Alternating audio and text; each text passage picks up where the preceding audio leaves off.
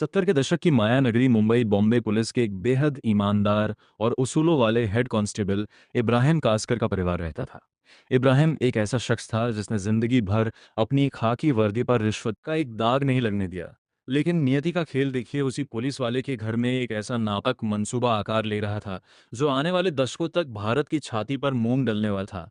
इब्राहिम का बेटा दाऊद बचपन से ही अलग था। पढ़ाई लिखाई में उसका कोई मन नहीं लगता था। उसकी आंखें हमेशा अपने इलाके के उन भाई लोगों को घूरती थी जो महंगी घड़ियां पहनते थे, जिनके पास इंपोर्टेड गाड़ियां थी और जिनके एक इशारे पर पूरा बाजार बंद हो जाता था। दाऊद की आंखों में मुंबई के अंडरवर्ल्ड का बेताज बादशाह बनने की भूख थी। शुरुआत हुई डोंगरी की सड़कों पर छोटी मोटी चोरियों, राहगीरों को लूटने और दुकानदारों से हफ्ता वसूली करने से। उस वक्त मुंबई पर राज था बड़े खिलाड़ियों का। हाजी मस्तान, यूसुफ पटेल और करीम लाला। स्मगलिंग की दुनिया पर करीम लाला का राज था। 20 साल के उस नौजवान दाऊद ने करीम लाला का गैंग ज्वाइन कर लिया।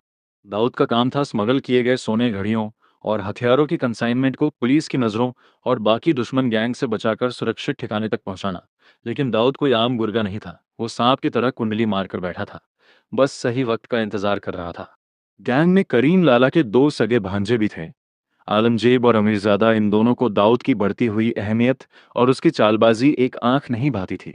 एक रात एक कस्टम ऑफिसर ने करीम लाला के सोने की एक बहुत बड़ी कंसाइनमेंट पकड़ ली।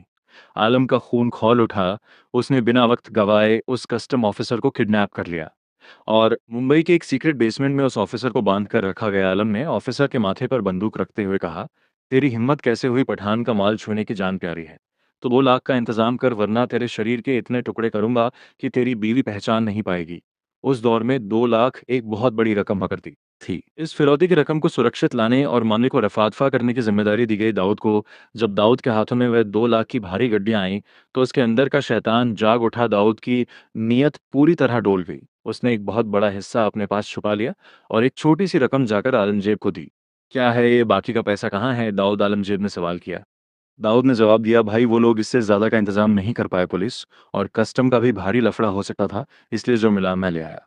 हालांकि जब पठान भाइयों ने अपने सीक्रेट सोर्सेज और खबरी नेटवर्क से पता किया तो उन्हें पता चला कि पैसा पूरा दिया गया था। दाऊद की इस गद्दारी ने करीम लाला के दरबार में भूचाल ला दिया। दाऊद को बीच महफिल में दर्जनों गैंगस्टर्स के सामने घसीट कर लाया गया। उसे पीटा गया। लातों, घूंसों और डंडों से उसकी ऐसी हालत कर दी गई कि वो अपने पैरों पर खड़ा नहीं हो पा रहा था। उसे गैंग से धक्के मारकर बाहर निकाल फेंका गया। दाऊद ने उसी रात तय कर लिया था कि वो अब किसी के लिए काम नहीं करेगा। वो खुद अपनी गैंग बनाएगा। उसने अपनी खुद की सिंडिकेट डी कंपनी की नींव रखी। उसने अपने भाइयों साबिर, इकबाल, अनिस और नूरा को अपने साथ मिलाया। अब वह सिर्फ स्मगलिंग नहीं कर रहा था, वो एक पूरी की पूरी पेशेवर फौज तैयार कर रहा था। दाऊद खुद एक एक लड़के को चुनता था। बॉम्बे की सड़कों पर अब रोज खून बहने लगा था। दाऊद गैंग और पठान गैंग के बीच की दुश्मनी अब नासूर बन चुकी थी। अंडरवर्ल्ड के पुराने डॉन जैसे हाजी मस्तान और यूसुफ पटेल समझ चुके थे कि अब हवा का रुख बदल रहा है। साल 1981 दादर के एक पेट्रोल पंप पर जब रात के सन्नाटे में दाऊद का बड़ा भाई साबिर इब्राहिम अपनी फिट कार में बैठा था, तभी पठान गैंग की गाड़ियां वहां आ रुकी। उन गाड़ियों से हथियारों से लैस शूटर निकले, जिनमें मुंबई का सबसे खूंखार और पढ़ा लिखा गैंगस्टर मान्या सुरवे भी शामिल था। गोलियों की बौछार से साबिर का सीना छलनी हो गया। कार के शीशे चकनाचूर हो गए और साबिर की लाश खून के तालाब में डूब गई। उसी रात दाऊद पर भी उसके घर के पास एक जानलेवा हमला हुआ, लेकिन किस्मत ने उसे बाल बाल बचा लिया। जब दाऊद अस्पताल पहुंचा और उसने अपने बड़े भाई साबिर की खून से लथपथ ठंडी लाश देखी तो उसके अंदर का बचा खुचा इंसान हमेशा के लिए मर गया। आज के बाद मुंबई की सड़कों पर खान गैंग का एक भी आदमी जिंदा सांस नहीं लेगा। उन्हें उनके घरों में घुसकर मारूंगा, ये मेरा वादा है साबिर भाई। दाऊद ने कसम खाई। आलम समझ गया था कि दाऊद अब एक पागल हाथी की तरह हो चुका है, जिसे रोकना नामुमकिन है। अपनी जान बचाने के लिए आलम ने रातों रात मुंबई छोड़ दी और गुजरात को अपना नया बेस बना लिया। गुजरात में पठान गैंग के पुराने और मजबूत कांटेक्ट थे। वहां के भ्रष्ट पुलिस वालों और लोकल गुंडों से उनके गहरे रिश्ते थे। लेकिन दाऊद कहाँ रुकने वाला था। उसने अपने ऑपरेशंस का दायरा बढ़ाते हुए गुजरात में भी अपने पैर पसारने शुरू कर दिए। उसने गुजरात के मशहूर स्मगलर लल्लू जोगी से हाथ मिलाया। उसका सिर्फ एक मकसद था, आलम को उसके ही गढ़ में घुसकर कुत्तों की मौत मारना। दाऊद ने अपनी कुटिल चालाकी से आलमजेब पर गुजरात पुलिस में एक झूठा केस दर्ज करवा दिया ताकि पुलिस उसे पकड़े और दाऊद अपने आदमियों के जरिए उसे जेल के अंदर ही खत्म कर दे। लेकिन यहां दाऊद का पासा उसी पर उल्टा पड़ गया। 1983 में गुजरात पुलिस ने एक सीक्रेट और सटीक सूचना के आधार पर छापेमारी की और दाऊद को लल्लू जोगी के साथ अवैध हथियारों के साथ रंगे हाथों पकड़ लिया। उसे कोफेपोसा कानून के तहत गिरफ्तार कर जेल में डाल दिया गया। यह खबर मिलते ही आलम ने तुरंत दाऊद के गुर्गों पर ताबड़तोड़ हमले शुरू कर दिए। दाऊद के दो सबसे खास आदमियों को बीच सड़क पर गोलियों से भून दिया गया। दाऊद को जेल की सलाखों के पीछे ये एहसास हो गया कि गुजरात में आलमजेब को मारना मुश्किल है। जैसे ही वो बेल पर छूटा, उसने तुरंत वापस मुंबई का रुख किया। अब दाऊद एक मौके की तलाश में था और वो मौका उसे मिला 6 सितंबर 1983 को। आलमगीर का भाई अमीरजादा को एक पुराने आपराधिक केस के सिलसिले में मुंबई के सेशन कोर्ट में पेश होना था। दाऊद जानता था कि ये काम कोई आम जाना पहचाना शूटर नहीं कर सकता, क्योंकि पुलिस हर चेहरे को जानती थी। इसके लिए उसने अंडरवर्ल्ड के उभरते सितारे बड़ा राजन की मदद ली। राजन ने एक दुबले पतले बेहद कम उम्र के लड़के डेविड परदेसी को चुना।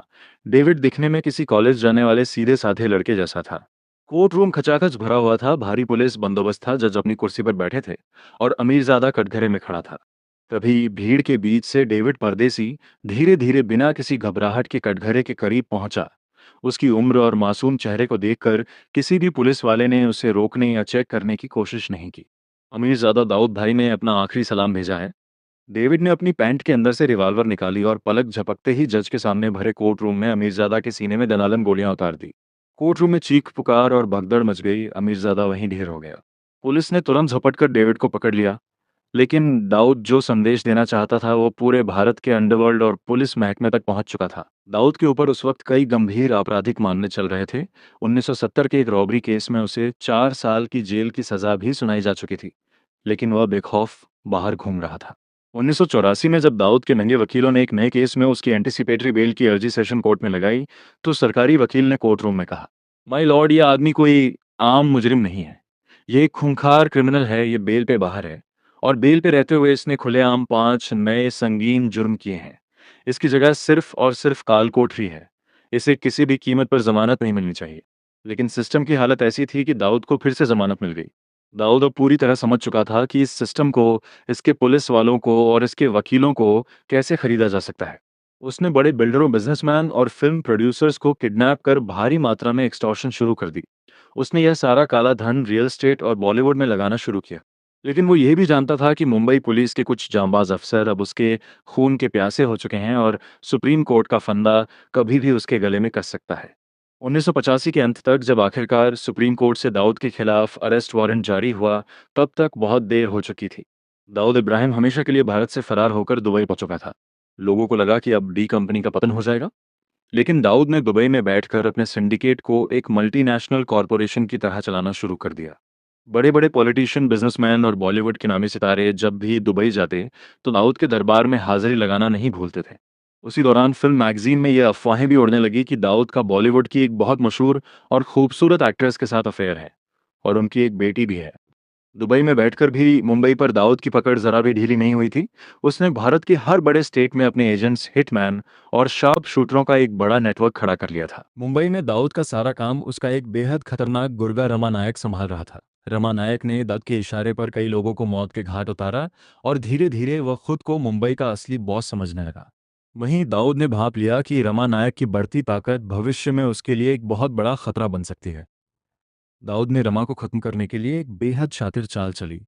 रमा नायक का एक राइट हैंड था बाबू रेशम। दाऊद ने पुलिस के अपने घूसखोर सूत्रों का इस्तेमाल करके पहले बाबू रेशम को पुलिस लॉकअप में बंद करवाया और फिर अपने वफादार गुर्गों को पैसा देकर लॉकअप के अंदर ही बाबू रेशम का कत्ल करवा दिया।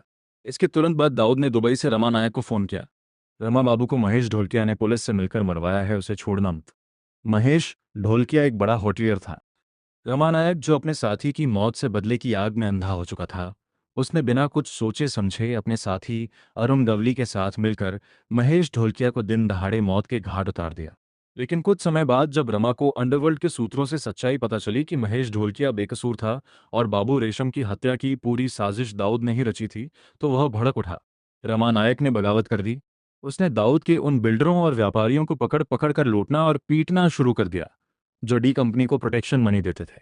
अब से दाऊद को एक पाई का हफ्ता नहीं जाएगा। दुबई में बैठा वो भगोड़ा अब मुंबई का बॉस नहीं है। मुंबई का बाप अब मैं हूँ, रमा ने खुलेआम ऐलान कर दिया। रमा नायक की मौत के बाद उसके गैंग की कमान उसके सबसे वफादार और खूंखार साथी अरुण गवली के हाथों में गई। गवली जानता था कि उसके गुरु को दाऊद ने ही चालाकी से मरवाया है। अब मुंबई की सड़कों पर डी कंपनी और गवली गैंग के बीच एक ऐसा खूनी खेल शुरू हुआ जिसने पूरे शहर को दहला कर रख दिया। गवली ने सबसे पहले दाऊद के मुंबई के ऑपरेशन संभालने वाले आदमी सतीश राजन को मरवा दिया। ये दाऊद के लिए एक बहुत बड़ा झटका था। बौखलाए हुए दाऊद ने गवली के खास आदमी अशोक जोशी और उसके पूरे गैंग को एक साथ खत्म करवा दिया। अरुण गवली ने अब दगड़ी चौल को एक किले में तब्दील कर दिया और अपनी फौज खड़ी करनी शुरू कर दी। उसने बेरोजगार और भटके हुए युवाओं को पैसा देकर अपने गैंग में शामिल किया।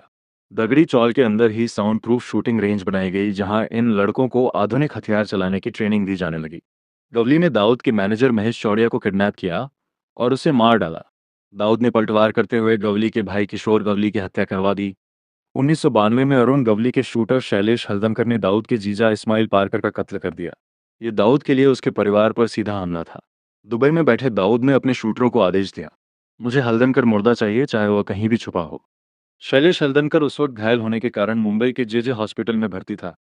दाऊद के शूटर अस्पताल में घुसे और वार्ड में अंधाधुंध गोलियां बरसाने लगे। सैकड़ों गोलियां चली मरीज और डॉक्टर अपनी जान बचाने के लिए छुप गए। हल्दनकर को वहीं खत्म कर दिया गया और 2 पुलिसकर्मी भी मारे गए। अरुण गवली ने जवाब में दाऊद के करीबी राजनीतिक मददगार की हत्या करवा दी। दोनों तरफ से रोज लाशें गिर रही थीं। खुफिया एजेंसियां हैरान थी कि कैसे एक अनपढ़ आदमी दुबई में बैठकर हजारों गैंगस्टरों को कंट्रोल कर रहा है। दाऊद अपने दुश्मनों के लिए एक क्रूर शासक था, लेकिन अपने वफादार लोगों के लिए मददगार भी था।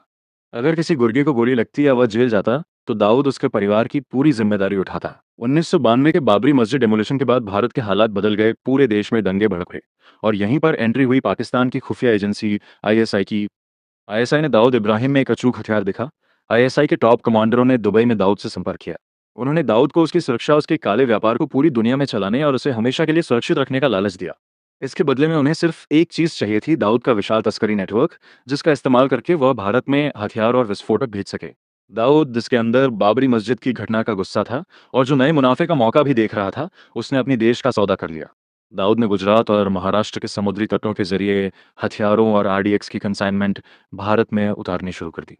उसने अपने सबसे भरोसेमंद गुर्गे टाइगर मेनन को इस काम की जिम्मेदारी सौंपी। 12 मार्च 1993 मुंबई का वह काला दिन, जब एक के बाद एक सिलसिलेवार बम धमाकों ने पूरे शहर को हिला दिया। बॉम्बे स्टॉक एक्सचेंज से लेकर एयर इंडिया बिल्डिंग, सेंचुरी बाजार और जावेरी बाजार तक हर जगह तबाही का मंजर था। सैकड़ों लोग मारे गए और हजारों लोग घायल हुए। वह दाऊद इब्राहिम, जो कभी एक स्मगलर था, अब भारत का सबसे बड़ा और वांटेड आतंकवादी बन चुका था। इन धमाकों के बाद डी कंपनी के अंदर भी दरार आ गई। छोटा राजन जैसे गैंगस्टरों ने दाऊद का साथ छोड़ दिया और उसके खिलाफ मोर्चा खोल दिया। डी कंपनी अब पूरी तरह एक आतंकी नेटवर्क में बदल चुकी थी। 1995 तक दाऊद का कारोबार हजारों करोड़ तक पहुंच चुका था। Real estate, Bollywood, financing, drugs और हथियारों की तस्करी तक उसका नेटवर्क कई देशों में फैल चुका था। दुबई से लेकर कराची तक उसका साम्राज्य फैल गया था। आज दाऊद इब्राहिम पाकिस्तान में कड़ी सुरक्षा के बीच छिपा हुआ है। उसे वहां की एजेंसियों का संरक्षण मिला हुआ है और वह उनके ऑपरेशंस में आर्थिक मदद करता है। दोस्तों, ये थी दाऊद इब्राहिम की कहानी। अगर आपको ये कहानी पसंद आई हो तो इसे लाइक करें और ऐसे ही और वीडियो के लिए चैनल को सब्सक्राइब करना ना भूलें। मिलते हैं अगले वीडियो में, तब तक के लिए जय हिंद, जय भारत।